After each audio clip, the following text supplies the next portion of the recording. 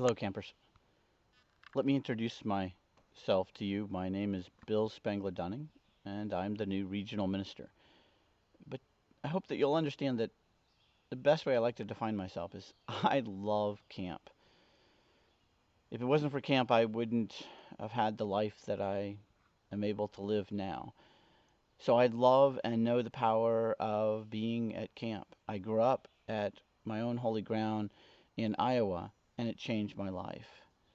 And so it's an honor to be able to share with you a story, a keynote for today about the first time I found the power of community.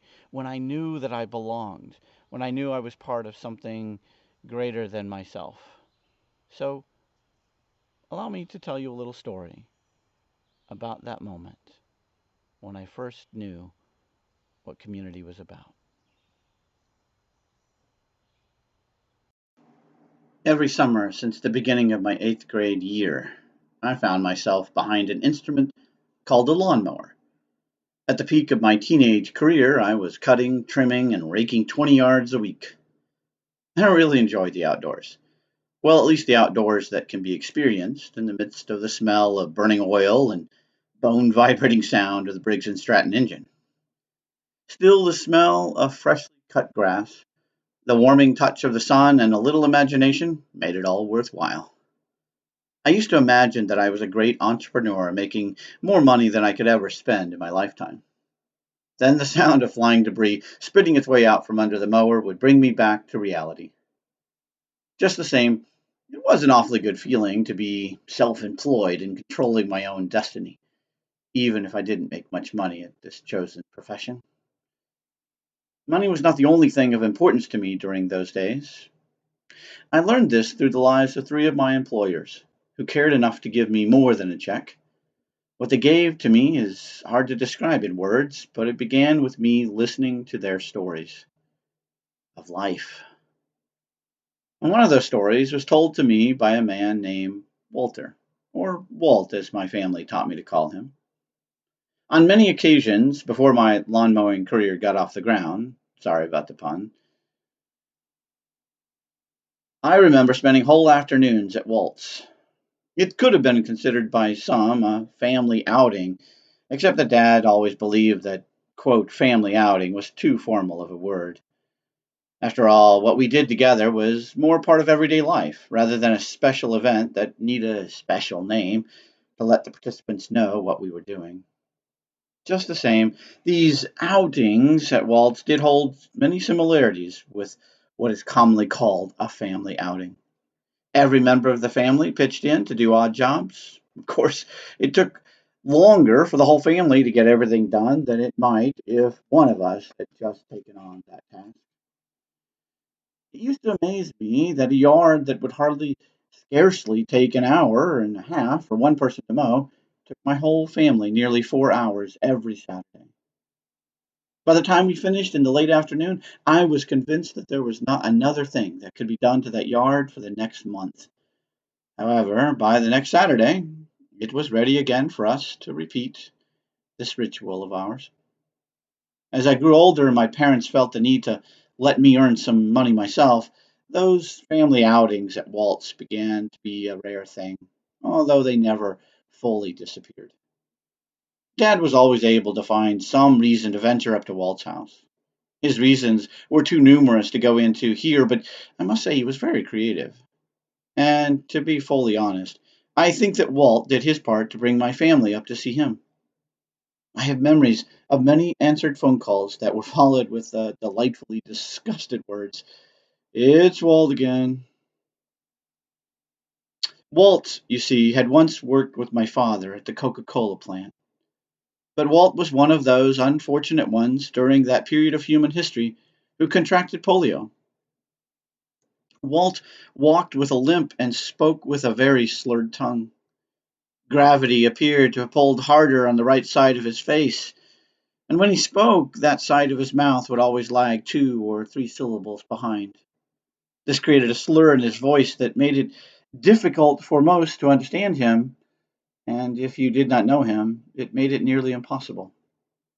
As a young child, these features of his caused me to be frightened of him. He was the epitome of every monster I had ever dreamed about. When he walked around the house, his right leg could be found a few steps behind the other. He would leap with his left and then pull the right one along. With every laborious step, the knickknacks all around the house would jingle. To a child's ears, it was the sound of a ghost rattling his chains. If that wasn't enough, his favorite toys were a jigsaw and a bandsaw. And even now, as I read this story to you, I still cringe a little.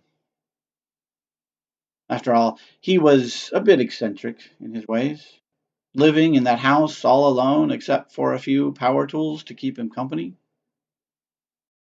But those were the fears of a young child. I'm not really quite sure how it happened, but Walt and I eventually became friends. We were not best friends or anything, but friend would be the best way to describe Walt and I. It was the kind of friendship that sometimes develops and occurs between a person with great life experience and someone like myself who was just beginning the adventure. One afternoon, while I was mowing his grass, he called me in for a glass of Coke and some words of advice. Now, this had become a regular routine by the time I was a senior in high school. 6 years of mowing his grass, I probably drank 50 gallons of Coke in his presence, and he definitely gave me twice that in advice. Interestingly enough, like most youth, I suppose, I don't remember much about the specific advice he gave me. In fact, I can't remember a single thing he told me. However, what I do remember very vividly is a polio ridden, monstrous looking old man who cared enough about a young lawn boy like myself to give him advice. I also recall the character of his advice. It was not of the pessimistic persuasion, though knowing the path of his life, it would have been understandable if it had been just a little pessimistic. Walt would look me straight in the eyes, smile, and ramble about something he felt was important to the secret of life. Occasionally, to make his point stronger, I suppose, he would lean over to me and place his hand on my shoulder and say something about his secrets to life and happiness. In my memory of those moments, I feel his hand placed firmly on my shoulder, and I see his eyes staring back into mine. However, the words, the many, many words, are not there.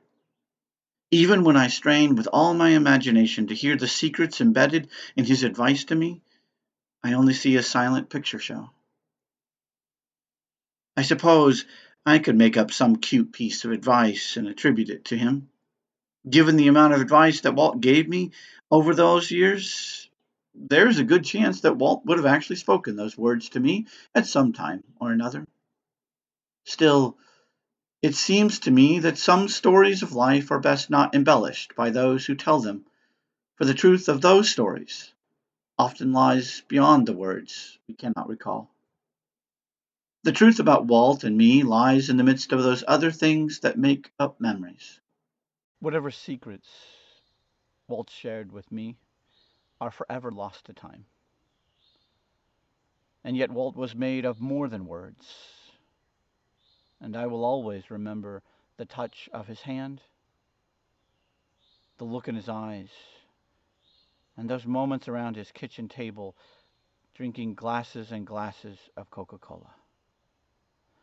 Those memories will forever be in me. His advice I will never remember, but his friendship will be in me till the end of time. I hope someone, someday, might say the same about me. I wish you well this day, and I hope that you will remember that you are part of something larger, that you are part of a community that tells you every day you belong, whether or not that's a counselor, a director, or a friend you meet at camp, either on the mountain or even this year in virtual camp.